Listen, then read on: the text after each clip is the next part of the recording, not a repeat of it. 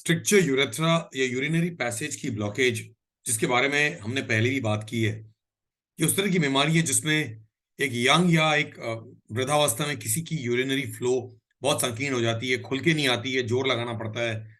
शायद पेशाब के रास्ते या नली में, जिसे यूरेथ्रा कहते हैं, उसमें इस तरह की रुकावट है जो पेशाब की नली को बहुत बारीक बना देती है, तो इसलिए फ्लो भी बहुत बारीक रहती है। ऑब्वियसली उसकी स्पीड कम रहती है, बहुत जोर लगाना पड़ता है और यूरिन खुल के नहीं आता। स्ट्रक्चर यूरेथ्रा या यूरिनरी पाइप की ये बीमारी, जिसमें पेशाब का रास्ता सिकुड़ गया है, ये इन्फ्लेमेशन के कारण, एक्सीडेंट के कारण, ट्रॉमा के कारण, किसी सर्जरी के कारण हो सकता है। ये एक यूरेथ्रा का एक रेस्पॉन्स होता है, एक इन्फ्लेमेटरी रेस्पॉन्स होता है या ट्रॉमेटिक रेस्पॉन्स होता है, जिसमें वो पाइप जरा पतली हो गई। पुरुषों में तो ये होता ही है, पुरुषों में ये पाइप 18 से 20 सेंटीमीटर की होती है।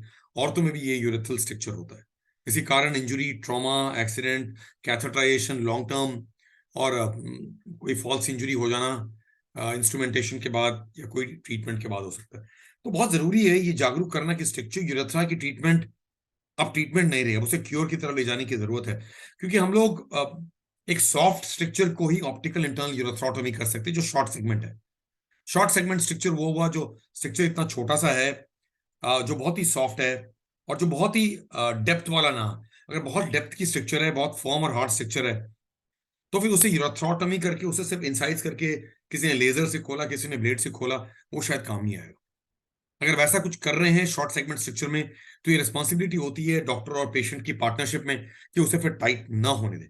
मतलब हम उसके बाद सेल्फ कैलिब्रेशन पे रहें या डॉक्टर की सुपरवाइज कैलिब्रेशन पे रहें, ताकि इसको हम मैच्योर करके ले जाए जहां वो टाइट ना हो जाए।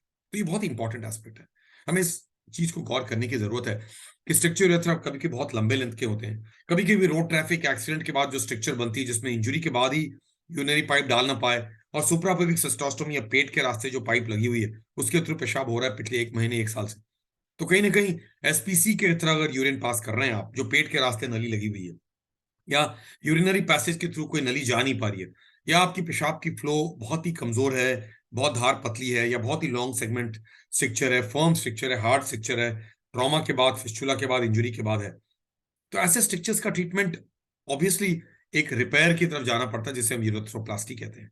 यूरोथ्रोप्लास्टी या रिपेयर, जो हम कोकिला बेन दुर्गा अंबानी अस्पताल में as a team, as a department of urology करते रहते हैं।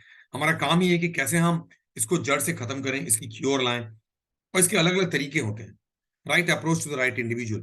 No one technique can fit all, and therefore as a reconstructive urologist, our job is to look into which surgery for which individual. That means for a metal structure, for a fossa navicular structure, for a penile urethral structure, for a bulbar structure, for a bulbomembranous structure, और for a prostatic urethral structure, treatment अलग होती है। तो structure के इतने सारे अलग अलग रूप हो सकते हैं, अलग अलग लोकेशंस हो सकती हैं, और अलग तरह की इनकी मैकेनिज्म हो सकती है। उसे समझना, आपकी हिस्ट्री के बारे में जानना, बहुत बार देश विदेश से ऑनलाइन कंसल्ट में जाना, बहुत बार उनको यहाँ एग्जामिन करना, उनकी यूरोफ्लोमेट्री देखना, और इस तरह से उनको एसेस कर पाना, ये हमारा सौभाग्य होता है, बिकॉज हम तब इसे फाइनल असेसमेंट ले पाते हैं। उन टेस्ट के द्वारा, आपकी परफॉर्मेंस के द्वारा, आपकी पास्ट हिस्ट्री के द्वारा, ये जो पूरी बीमारी का जो हमें आइडिया मिलता है, उस आधार पर ट्रीटमेंट की जाती है।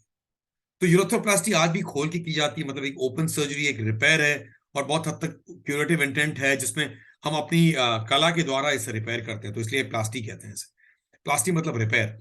और यूरेथ्रा की रिपेयर बहुत बार उसी पतली सी ट्यूब, मैंने इसे भी कहा, ये भी ट्यूब उतनी पतली होती है जितनी मोबाइल चार्जिंग वायर होती है। तो पता नहीं भगवान ने इसे इतना पतला क्यों बनाया था, और इंटेस्टाइन्स को इतना चौड़ा क्यों बनाया था, लेकिन इतनी पतली है, तो इसकी यूरिनरी पैसेज की टाइटनेस अगर बन गई, तो डिपेंड करता है हम इसमें सब्स्टिट्यूशन यूरोथ्रोप्लास्टी कर रहे हैं, या इसमें एनास्टोमोटिक यूरोथ्रोप्लास्टी कर रहे हैं, या इसमें हम अलग तरह का कोई रूफ टॉप ऑगमेंटेशन कर रहे हैं, वो हम पे डिपेंड करता है। तो किस तरह की हम टिश्यू को कहाँ से लेके आते हैं, ग्राफ्ट लेके आते हैं या फ्लैप लेके आते हैं, और उसकी रिपेयर करते हैं, ये बहुत जरूरी है। याद रखिएगा, हाइपोस्पेडियास, एपिस्पेडियास के यंग पेशेंट जिनकी सर्जरी को कई बार हो चुकी है और काफी क्रिपल फिनोमेना होता है, उनको ट्रीट करने के लिए हमें बहुत बार डिस्मेंटल करके, फिर सब्स्टिट्यूट करके, उसके बाद फिर कंफर्म करके, फिर से रीसब्स्टिट्यूट करना पड़ता है। ये सब चीजों को हम कॉम्प्लेक्स रिकंस्ट्रक्शन मानते हैं। पिछले 24 साल से जब ये सब्जेक्ट पे हम काम कर रहे हैं, तो हमें दिखता है कि इस तरह की ट्रीटमेंट आज देश में हो रही है। हर शहर में हमारे यूरोलॉजी कलीग इस सब्जेक्ट पे लगे हुए हैं, रिकंस्ट्रक्टिव यूरोलॉजी में। और कुछ पेशेंट हमारे पास अलग अलग शहरों से आते हैं, जिनको हम अलग अलग देश से आते हैं। शहर की बात तो है, लेकिन अभी रिसेंटली ईरान, इराक, कतार, बहरीन, कुवैत और उन सब शहरों, सब देशों से और बांग्लादेश देशों से लोगों ने ट्रीटमेंट कराने के बाद और बिल्कुल प्राइमरी केस लेके आए, और ऐसे अलग अलग शहरों से देखने को मिलता है। तो दरअसल क्यूरेटिव इंटेंट के द्वारा हम जब इसे हील करने का मौका देते हैं, तो ये भी आशा करते हैं कि ये हील होता जाए। So friends, urethroplasty is here to stay. It's with a curative intent. We repair a urethra. We look at the right caliber to be given. And that's how at Kokilaben Hospital and Department of Urology, where at the reconstructive urology segment, we immerse ourselves completely over anything between 2 to 5 hours job to get you a cure. So that you are able to pass urine again as a male, as a female, the way you used to pass, without any hesitation, without any straining, without any incomplete wording. So for a stricture urethra, just continue to dilate urethra forever may not be the best treatment. But dilatation can be a very blind aspect. Many times, if we are not able to calibrate a urethra, then we need to go inside and have a look. That's how we do a cystoscopy. We assess. That's one of the invasive ways of assessment. And उसके पहले यूरेथ्रोग्राम, MCU, uroflowmetry, clinical examination, ये सब आपके urologist करते रहते हैं. So let us not postpone urinary health in stricture, in obstruction, get recurrent urinary tract infection as a young patient. A urinary infection in a young man is either because of occlusive phimosis, is because of poor hygiene, is because of a stricture or a blockage in the urinary pipe, or in a middle-aged individual because the prostate is obstructing, or because of neurovesical dysfunction where bladder emptying mechanism is defective. So UTI is almost otherwise unknown in men.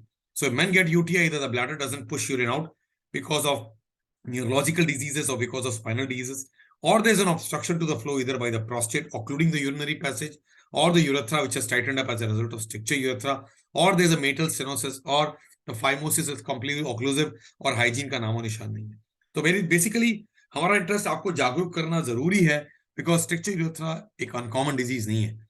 ये disease पुरुषों में तो होता ही है, आजकल औरतों में भी देखने को मिलता है, और उनकी भी ट्रीटमेंट लगभग मोरलेस इसी तरह से सब्स्टिट्यूशन करते हुए हम उन सेगमेंट्स को इंप्रूव करते हैं, अनलेस वो रोड ट्रैफिक एक्सीडेंट के द्वारा हुआ है जिसमें पेट के रास्ते कैथेटर लगी हुई है और नीचे का रास्ता बिल्कुल बंद पड़ा हुआ. उन केसेस में हम एनास्टोमोटिक यूरेथ्रोप्लास्टी, उन केसेस में the best technique which suits an individual is taken into consideration. तो ये सिर्फ जागरूक करना है, वो जागरूकता बहुत जरूरी है, बिकॉज ये मिसिंग है, और हम जो कुछ शायद कहीं पढ़ लेते हैं, सुन लेते हैं, वो ट्रीटमेंट को हम फॉलो करते रहते हैं जो शायद सही नहीं होगा. तो यूरेथ्रल स्ट्रिक्चर और ब्लॉकेज ऑफ यूरिनरी पैसेज जिसके द्वारा यूरिन की पैसेज टाइट होती जा रही है, इसका ट्रीटमेंट आज है, इसका क्योर आज है. तो यूरेथ्रोप्लास्टी क्यों ना कराएं और अपने आप को इस ट्रीटमेंट से आगे निकालें. धन्यवाद.